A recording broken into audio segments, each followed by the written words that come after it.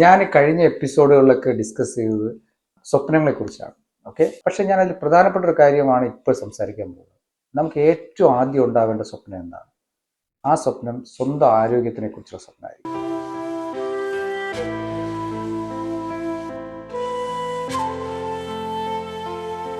നമുക്ക് ഏറ്റവും ഹെൽത്തി ആയിട്ടിരുന്നാൽ മാത്രമേ ബാക്കി എല്ലാ സ്വപ്നങ്ങളും നമുക്ക് എൻജോയ് ചെയ്യാൻ പറ്റുള്ളൂ.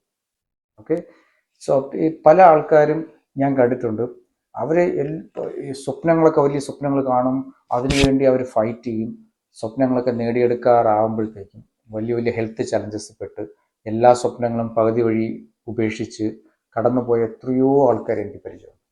അപ്പോൾ ഏറ്റവും പ്രധാനമായിട്ടുള്ള സ്വപ്നം നമ്മൾ ആരോഗ്യത്തിനെ കുറിച്ചുള്ള സ്വപ്നങ്ങളായിരിക്കും. ഈ തോട്ട് എനിക്ക് കിട്ടിയത്, ഞാൻ ഏകദേശം 500 മേലെ ഹെൽത്ത് റിലേറ്റഡ് ആയിട്ടുള്ള ട്രെയിനിങ് അറ്റൻഡ് ചെയ്തിട്ടുണ്ട്. ഓക്കെ, ഹെൽത്തിനെ കുറിച്ചൊരു ധാരണ ഉണ്ടാക്കിയിട്ടുണ്ട്. അതിൽ നിന്ന് എനിക്ക് മനസ്സിലായി, ഹെൽത്താണ് ഏറ്റവും പ്രധാനം. ആദ്യം ഹെൽത്തിൻ്റെ കാര്യം കഴിഞ്ഞിട്ടേ ജീവിതത്തിൽ ബാക്കി എന്തൊക്കെ കാര്യത്തിന് വേണ്ടി കിടന്ന് ഓടിയിട്ടും കാര്യമുള്ളൂ. ഓക്കെ, അപ്പം ഞാൻ നിങ്ങൾക്ക് തന്നെ പറഞ്ഞത് എത്ര പ്രാധാന്യമാണെന്നുള്ളത് ഒന്ന് ഞാൻ സൂചിപ്പിക്കാം. അതായത് ഇഷ്ടം പോലെ സമ്പത്തുള്ള, വളരെ ഇമ്മൻസ്ലി റിച്ച് ആയിട്ടുള്ള ആൾക്കാർ, ഫോർ എക്സാമ്പിൾ ആപ്പിൾ എൻ്റെ ഫൗണ്ടറായിട്ടുള്ള സ്റ്റീവ് ജോബ്സ് ഇമ്മൻസ്ലി റിച്ച് ആയിരുന്നു, പക്ഷേ ഹെൽത്ത് ഇല്ല. നോക്കൂ, അദ്ദേഹത്തിന് എന്തുമാത്രം സ്വപ്നങ്ങൾ ഇനി ഉണ്ടായിരുന്നിരിക്കാം. ആ സ്വപ്നങ്ങളെല്ലാം വഴിയിൽ ഉപേക്ഷിച്ച് അദ്ദേഹത്തിന് പോകേണ്ടി വന്നില്ലേ? ഓക്കെ, അതുപോലെ തന്നെ കേരളത്തിൻ്റെ സൗന്ദര്യം എന്നറിയപ്പെടുന്ന ശ്രീവിദ്യ, ഇന്ത്യയുടെ സൗന്ദര്യം എന്നറിയപ്പെടുന്ന ശ്രീദേവി, നോക്കൂ, അവരെല്ലാം സൗന്ദര്യത്തിൻ്റെ ഏറ്റവും അൾട്ടിമേറ്റ് എക്സാമ്പിൾസ് ആയിരുന്നു. പക്ഷെ നോക്കൂ, ഹെൽത്ത് ഇല്ല. അവരെന്തുമാത്രം സ്ട്രഗിൾ ചെയ്തിട്ട് എത്രയോ സ്വപ്നങ്ങൾ അവർ ഉപേക്ഷിച്ചിട്ടാണ് പോയത്. അതുപോലെ എനിക്ക് തന്നെ വളരെ കോർപ്പറേറ്റിലൊക്കെ വലിയ വലിയ ഫീൽഡിൽ വലിയ ലെവലിലൊക്കെ എത്തിയ ആൾക്കാർ അവരുടെ ഹെൽത്ത് ഇല്ലാത്തതുകൊണ്ട് മാത്രം അവർ പകുതി വഴിക്ക് പ്രൊഫഷൻ എല്ലാം ഉപേക്ഷിച്ച് പോയ ഹൈലി ക്വാളിഫൈഡ് ആയിട്ടുള്ള ഇഷ്ടംപോലെ ആൾക്കാരെ എനിക്ക് പേഴ്സണലി പരിചയപ്പെട്ടിട്ടുണ്ട്. ഓക്കെ, അതിൽ നിന്നൊക്കെ മനസ്സിലായ കാര്യം, ഏറ്റവും പ്രധാനം ആരോഗ്യമാണ്. ആരോഗ്യം നഷ്ടപ്പെട്ടാൽ നമുക്ക് എല്ലാം നഷ്ടപ്പെട്ടു. ഓക്കെ, അപ്പോൾ സ്വപ്നങ്ങൾ ആദ്യം വേണ്ടത് ആരോഗ്യത്തിനെ കുറിച്ചുള്ള സ്വപ്നമാണ്. ഞാൻ ഇതിനെക്കുറിച്ച് ഈ ട്രെയിനിങ് പ്രോഗ്രാമൊക്കെ അറ്റൻഡ് ചെയ്യും, ഹെൽത്തിനെ കുറിച്ച് കൂടുതൽ അവയർനെസ് ഒക്കെ ഉണ്ടായ സമയത്ത് ഞാൻ എൻ്റെ ഹെൽത്ത് സ്റ്റാറ്റസ് എല്ലാം ചെക്ക് ചെയ്തിരുന്നു. എൻ്റെ ബോഡിയിലെ fat percentage, muscle percentage, visceral fat, എൻ്റെ ബ്ലഡിലെ എല്ലാ ടെസ്റ്റുകളും എല്ലാം ചെയ്ത് നോക്കിയപ്പോഴത്തേക്കും പല റിസൾട്ടുകളും ഞാൻ പല ലൈഫ് സ്റ്റൈൽ ഡിസീസിൻ്റെ അടുത്തെത്തിയതായിട്ട് എനിക്ക് മനസ്സിലാക്കാൻ കഴിഞ്ഞു. ഓക്കെ, ഞാനൊരു 100 ദിവസത്തെ ഒരു സ്വപ്നം കണ്ടു. 100 ദിവസം കഴിഞ്ഞ് ട്രാൻസ്ഫോംഡ് ആയിട്ടുള്ള, എല്ലാ റിസൾട്ടും നോർമലായിട്ടുള്ള ഒരു ഹെൽത്തി ആയിട്ടുള്ള ഒരു ശരീരം എനിക്ക് കിട്ടുന്നൊരു സ്വപ്നം കാണുകയും ആ 100 ദിവസത്തെ പ്രോഗ്രാം ഞാൻ എഫക്റ്റീവായിട്ട് ഞാൻ കറക്റ്റായിട്ട് ഫോളോ ചെയ്യും. 100 ദിവസം കഴിഞ്ഞ് എൻ്റെ ബോഡിയിലുണ്ടായ ട്രാൻസ്ഫോർമേഷനിൽ I am so happy and excited. ഇന്ന് എനിക്ക് വളരെ വളരെ ഹാപ്പി, സന്തോഷമാണ് എൻ്റെ ഹെൽത്തിനെ കുറിച്ച്, എൻ്റെ ട്രാൻസ്ഫോംഡ് ബോഡിയെ കുറിച്ചൊക്കെ. I am so happy. Okay, അപ്പം ഞാൻ നിങ്ങളുടെ അടുത്തും പറയുന്നത്, ആരോഗ്യത്തിനെ കുറിച്ചൊരു സ്വപ്നം നിങ്ങൾക്ക് ഉണ്ടാവണം. അത് കഴിഞ്ഞിട്ടാവണം ബാക്കി എല്ലാ കാര്യം. അതിലേക്ക് പോകുന്നതിന് മുമ്പ് നമുക്ക് ആദ്യമായിട്ട് നമ്മുടെ മനസ്സിലൊരു തീരുമാനം എടുക്കണം. നമുക്ക് 2 രീതിയിൽ ഈ ഹെൽത്തിനെ കുറിച്ച് നമുക്ക് ചിന്തിക്കാം. ഒന്ന്, നമുക്ക് എന്തെങ്കിലും ആരോഗ്യ പ്രശ്നങ്ങൾ ഉണ്ടാവട്ടെ, അപ്പം അതിനെക്കുറിച്ച് ആലോചിക്കാം, ഹോസ്പിറ്റലിൽ പോയി ട്രീറ്റ് ചെയ്താൽ പോരെ. ഓക്കെ, നമുക്ക് ക്യാൻസറോ ഹാർട്ട് അറ്റാക്കോ ഒന്നും ഇപ്പോഴില്ലല്ലോ, ഇപ്പോൾ കുഴപ്പമൊന്നുമില്ലാതെ പോയിക്കൊണ്ടിരിക്കില്ലേ, അങ്ങനെ എന്തെങ്കിലും സാധനം വരുമ്പോൾ അപ്പം നോക്കാം എന്നുള്ളൊരു തോട്ട്. രണ്ടാമത്തെ തോട്ട്, എനിക്ക് അങ്ങനെ ആരോഗ്യ പ്രശ്നങ്ങൾ ഉണ്ടാവരുത്, എനിക്ക് അപ്പോൾ ആരോഗ്യ പ്രശ്നം ഉണ്ടായിട്ട് ഹോസ്പിറ്റലിൽ പോകേണ്ട സാഹചര്യം ഉണ്ടാവരുത്. ഓക്കെ, ഹെൽത്തി ആയിട്ടിരിക്കുക. ഇത് രണ്ടാമത്തെ കോൺസെപ്റ്റ്. നിങ്ങൾ ഏതാണ് ഇഷ്ടപ്പെടുന്നത്? ആരോഗ്യം പോയതിന് ശേഷം ട്രീറ്റ് ചെയ്യുന്നതിനെ കുറിച്ചാണോ, ആരോഗ്യത്തോടു കൂടി തന്നെ നമ്മൾ ഏജ് കൂടി വരുന്നതാണോ? അതായത് ഏജ് കൂടുക എന്നുള്ളത് നമ്മളെ നിയന്ത്രണത്തിലല്ല, പക്ഷെ ആരോഗ്യത്തോടു കൂടി ഏജ് കൂടുക എന്നുള്ളത് നമ്മുടെ മാത്രം നിയന്ത്രണത്തിൽ. ഇതിനെക്കുറിച്ച് കൂടുതൽ മനസ്സിലാക്കാനായിട്ട് ഞാൻ നിങ്ങളെല്ലാം പല സോഷ്യൽ മീഡിയയിൽ കൂടെയൊക്കെ എപ്പോഴും നോക്കിയാൽ ഹെൽത്ത് റിലേറ്റഡ് ആയിട്ടുള്ള പ്രോഗ്രാമാണ്.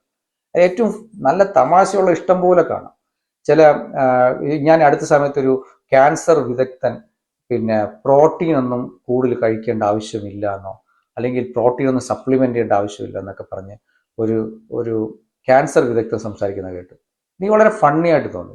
അതേ ആൾ കുറച്ച് ദിവസം കഴിഞ്ഞപ്പം വീണ്ടും ഒരു കറക്റ്റഡ് ആയിട്ടൊരു വീഡിയോ ഇട്ടിരിക്കുന്നു, പ്രോട്ടീൻ വളരെ അത്യാവശ്യമാണ്, അത് കഴിക്കേണ്ട ആവശ്യമാണെന്ന് പറഞ്ഞിട്ട്. ഓക്കെ, അവരവരുടെ ഫീൽഡിനെ കുറിച്ചല്ല മെജോറിറ്റി ആൾക്കാർ സംസാരിക്കുന്നത്. ഒരു ഫുഡിനെ കുറിച്ച്, ന്യൂട്രീഷനെ കുറിച്ചൊക്കെ ന്യൂട്രീഷനിസ്റ്റ് സംസാരിക്കട്ടെ, അല്ലെങ്കിൽ ഹെൽത്ത് കൺസൾട്ടൻസി സംസാരിക്കട്ടെ, ലൈഫ് സ്റ്റൈൽ ഫിസിഷ്യൻസ് സംസാരിക്കട്ടെ.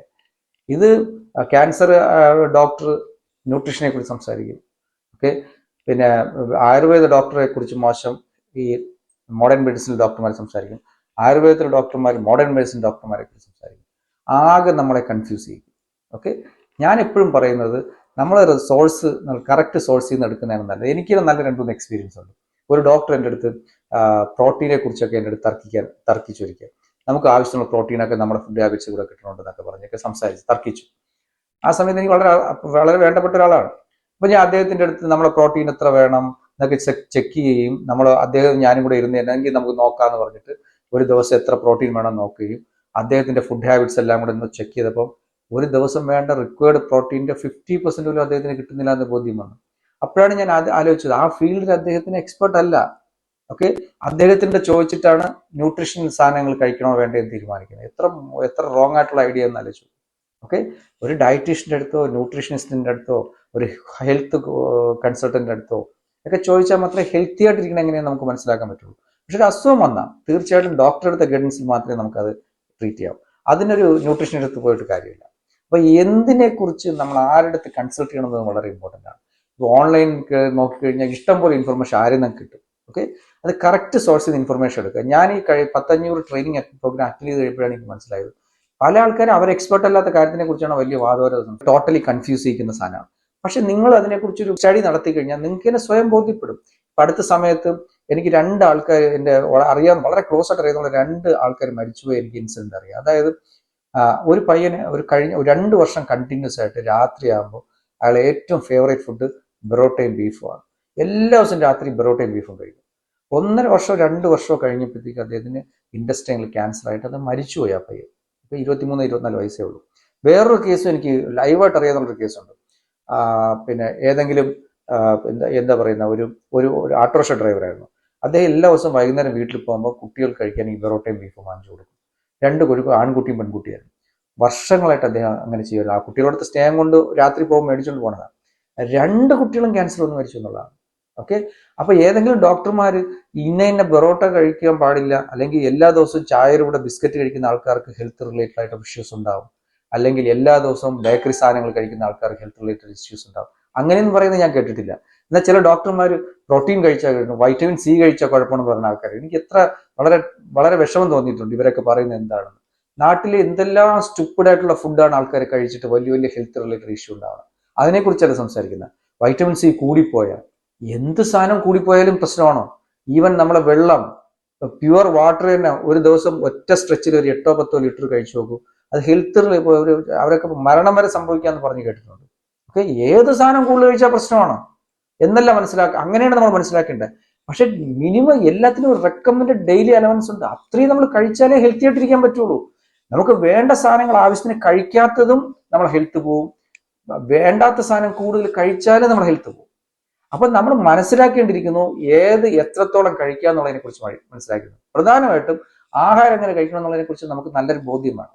ഓക്കെ, അതാണ് നമ്മൾ ആദ്യം പഠിക്കേണ്ടത്. എനിക്ക് മനസ്സിലായിട്ടുള്ള പ്രധാനപ്പെട്ട കാര്യം, നമ്മൾ 80% ഹെൽത്തും പല ആൾക്കാർക്കും നഷ്ടപ്പെടുന്നത് ഡയറ്റിങ്, പ്രോപ്പർ ആയിട്ടുള്ള ഫുഡ് കഴിക്കാത്തത് മാത്രം. ഫുഡ് എന്ന് കേൾക്കുമ്പോൾ നമ്മളെ ഫ്രണ്ടിൽ വിശന്നാൽ എന്ത് സാധനം വന്നാലും നമ്മൾ കഴിക്കും. ഓക്കെ, അപ്പൊ നമുക്കറിയില്ല ഫുഡ് എന്താണെന്നുള്ളത്, അല്ലെങ്കിൽ എന്ത് ഫുഡ് കഴിക്കണം, എന്ത് ഫുഡ് കഴിക്കാൻ പാടില്ല എന്നുള്ളതിനെ കുറിച്ച് ഒരു ധാരണയും നമുക്കില്ല. നമ്മളെ ഫ്രണ്ടിൽ വിശന്ന് കഴിഞ്ഞാൽ എന്ത് സാധനം വന്നാലും കഴിക്കും. ഓക്കെ, അത് ആഹാരത്തിനെ കുറിച്ച് പഠിക്കുക. ആഹാരം എന്താ കഴിക്കാൻ പാടില്ല എന്നുള്ളത്, അല്ലെങ്കിൽ കഴിക്കണമെങ്കിൽ തന്നെ എത്ര ക്വാണ്ടിറ്റി വരെ കഴിക്കാം, എത്ര ക്വാണ്ടിറ്റി കഴിക്കാൻ പാടില്ല അതിനെക്കുറിച്ച് ആഹാരത്തിനെ കുറിച്ച് ധാരണയില്ല. 80% ലൈഫ് സ്റ്റൈൽ ഡിസീസിന്റെ കാരണം ആഹാരം കഴിക്കാൻ അറിഞ്ഞൂടാത്ത ആൾക്കാർക്കാണ്. ഓക്കെ, ഞാൻ ആഹാരം കഴിക്കാൻ പഠിപ്പിക്കാൻ വേണ്ടി മാത്രം ഹെൽത്ത് ഫസ്റ്റ് ഒരു പ്രോഗ്രാം തന്നെ സ്റ്റാർട്ട് ചെയ്തിട്ടുണ്ട്. ഓക്കെ, 100 കണക്കിന് ആൾക്കാർക്ക് ആഹാരം കഴിക്കേണ്ട എങ്ങനെ പഠിപ്പിച്ചു കൊടുത്തിട്ടുണ്ട്. ഓക്കെ, എത്ര ആൾക്കാർക്ക് അവരെ ഹെൽത്ത് ചലഞ്ചസ് 100 ദിവസം കൊണ്ടൊക്കെ അവരുടെ ഹെൽത്തിൽ വളരെ വലിയ ട്രാൻസ്ഫോർമേഷൻ ഈ ആഹാരക്രമത്തിലെ വ്യത്യാസം കൊണ്ട് മാത്രം വന്നിട്ടുണ്ട്. നമ്മൾ ആരോഗ്യമായിട്ടിരിക്കണം ആലോചിക്കുമ്പോൾ തന്നെ ആദ്യം ഓർമ്മ ജിമ്മിൽ പോകുന്നത്. ഓക്കെ, നമ്മൾ വർക്കൗട്ട് ചെയ്യുമ്പോൾ നമ്മൾ 20% റിസൾട്ട് ഹെൽത്ത് ഇമ്പ്രൂവ് ചെയ്യുള്ളൂ. 80% നമ്മളെ ഹെൽത്തിനെ നമുക്ക് ഇമ്പ്രൂവ് ചെയ്യുന്നത് ഫുഡ് ഹാബിറ്റ്സിൽ കൂടെയാണ്. അപ്പോൾ ഫുഡ് കറക്റ്റ് ചെയ്യുക എന്നുള്ളത് മോസ്റ്റ് ഇമ്പോർട്ടൻറ്റ്. ഫുഡ് കറക്റ്റ് ചെയ്യാത്ത ഒരാൾ ഇനി ഹെൽത്ത് നമ്മളെ ജിമ്മിൽ പോയിട്ടും വലിയ കാര്യമൊന്നുമില്ല. എന്നാൽ ഫുഡ് കറക്റ്റ് ചെയ്യുന്ന ആൾ ജിമ്മിലും കൂടെ പോകുമ്പോഴത്തേക്കും നമ്മൾ കൂടുതൽ വളരെ ഫാസ്റ്റ് ആയിട്ട് റിസൾട്ട് ഉണ്ടാക്കാൻ സാധിക്കും. ഒരു വീട്ടിൽ ഹസ്ബൻഡും വൈഫും കുട്ടികളും ഉണ്ടെങ്കിൽ അല്ലെങ്കിൽ ഈ ഹെൽത്തിനെ കുറിച്ച് ഏറ്റവും നല്ല ബോധം ഉണ്ടാവേണ്ടത് ആ വീട്ടിലെ സ്ത്രീകൾക്കാണ്. കാരണം ആ കിച്ചണിൽ എന്തുണ്ടാവുന്നു, ആ വീട്ടിലുള്ള എല്ലാവരും എന്ത് കഴിക്കുന്നു, അതാണ് അവരുടെ ഹെൽത്തിനെ ബാധിക്കുന്ന ഏറ്റവും വലിയ ഡിസിഷൻ മേക്കർ ആ വീട്ടിലെ സ്ത്രീകളാണ്. അതുകൊണ്ട് സ്ത്രീകൾക്കാണ് ഹെൽത്തിനെ കുറിച്ച് ഏറ്റവും നല്ല ബോധം ഉണ്ടാവേണ്ടത്. അല്ലെങ്കിൽ ഏത് ഫുഡ് എന്നുള്ള സാധനത്തിനെ കുറിച്ച് ഏറ്റവും നല്ല അവയർനെസ് ഉണ്ടാവേണ്ട സ്ത്രീകൾക്കാണ്. അമ്മമാർക്ക് ഫുഡിനെ കുറിച്ച് നല്ല ബോധം ഇല്ലാത്തതുകൊണ്ട് ഇന്ന് നോക്കൂ കുട്ടികളുടെയൊക്കെ അവസ്ഥ. മുമ്പൊക്കെ നമ്മുടെയൊക്കെ ചെറുതിലെ നോക്കുമ്പോൾ അന്ന് 50 വയസ്സോ 60 വയസ്സിന് മേലെ ഉണ്ടായ പല അസുഖങ്ങളും ഇന്ന് 10ഉം 18ഉം വയസ്സുള്ള കുട്ടികൾക്ക് ഉണ്ടായി തുടങ്ങിയിട്ടുണ്ട്. കാരണം അവിടെ ഫുഡ് ഹാബിറ്റ്സിനെ കുറിച്ച് ഒരു ധാരണയില്ല. ഓക്കെ, എന്ത് സാധനം കിട്ടിയാലും കഴിക്കും.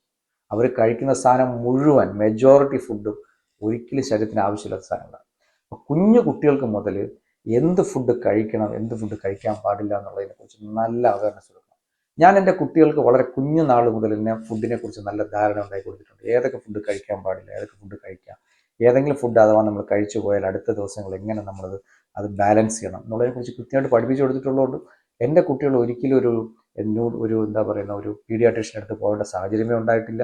അവർക്ക് യാതൊരുവിധ ഹെൽത്ത് ചലഞ്ചും 10-25 വർഷമായിട്ട് ഒരു ഹെൽത്ത് ചലഞ്ചസും ഉണ്ടായിട്ടില്ല. അവർ ഹോസ്പിറ്റലിൽ കിടന്നതൊക്കെ വളരെ റെയറസ്റ്റ് കേസ് ഉണ്ടായിരുന്നു. അവർ മൊത്തം 10-25 വർഷം എടുത്തു കഴിഞ്ഞാൽ 1-2 പ്രാവശ്യം അതും വീഴുന്നിട്ടൊക്കെ ഹോസ്പിറ്റലായതേ ഉള്ളൂ. അല്ലാതെ ഹെൽത്ത് ചലഞ്ചായിട്ട് ഹോസ്പിറ്റലിൽ പോകേണ്ട സാഹചര്യമേ ഉണ്ടായിട്ടില്ല. ഓക്കെ, അതിൽ ഏറ്റവും വലിയ കറക്ഷൻ നമ്മൾ വരുത്തിയത് വീട്ടിലെ ഫുഡിൻ്റെ കാര്യത്തിലാണ്. ഇതിനെക്കുറിച്ച് കുറേ കാര്യങ്ങൾ എനിക്ക് ഡിസ്കസ് ചെയ്യാനുണ്ട്. പക്ഷേ ഇന്ന് നമ്മൾ പ്രധാനപ്പെട്ട ഒരു കാര്യം നമുക്ക് തുടങ്ങാം. എന്താണെന്ന് വെച്ച് കഴിഞ്ഞാൽ ആദ്യം നിങ്ങളൊരു സ്വപ്നം കാണുക, അടുത്ത 100 ദിവസം കൊണ്ട് എനിക്കൊരു ഹെൽത്തി ബോഡി എനിക്ക് ഉണ്ടാക്കണം.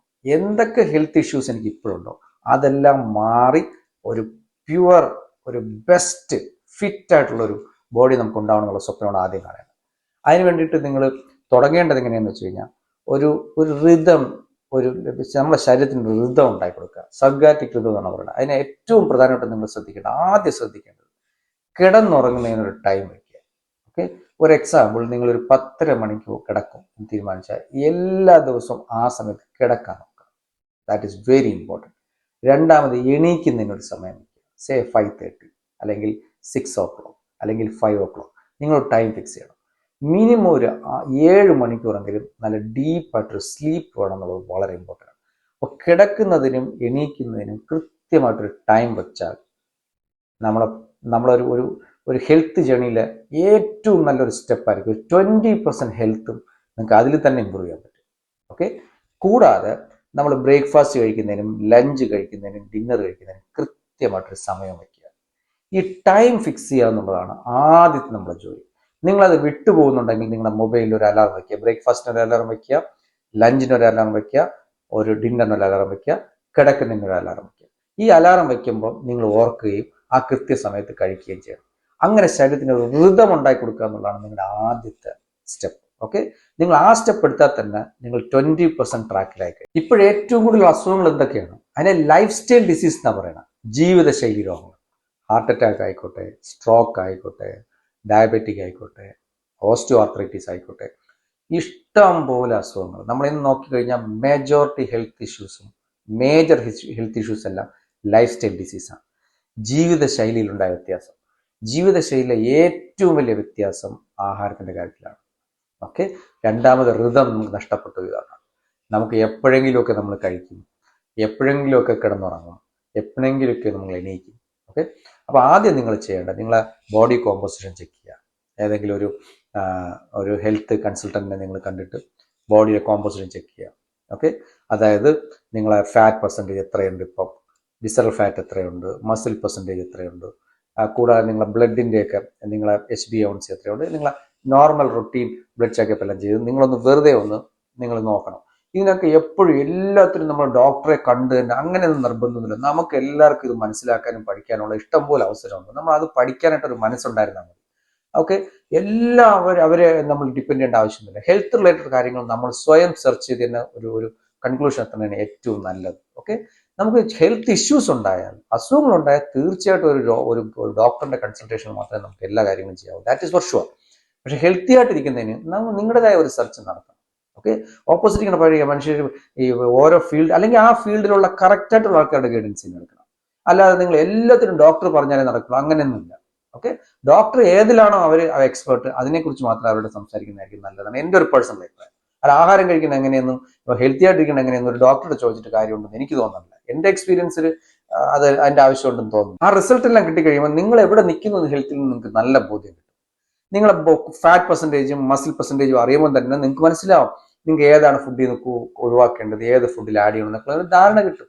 ഓക്കെ, നിങ്ങൾ അങ്ങനെ ഒരു കൃത്യമായിട്ട് ഹെൽത്ത് സ്റ്റാറ്റസ് എടുത്ത് വയ്ക്കുക, നിങ്ങൾ കറണ്ട്.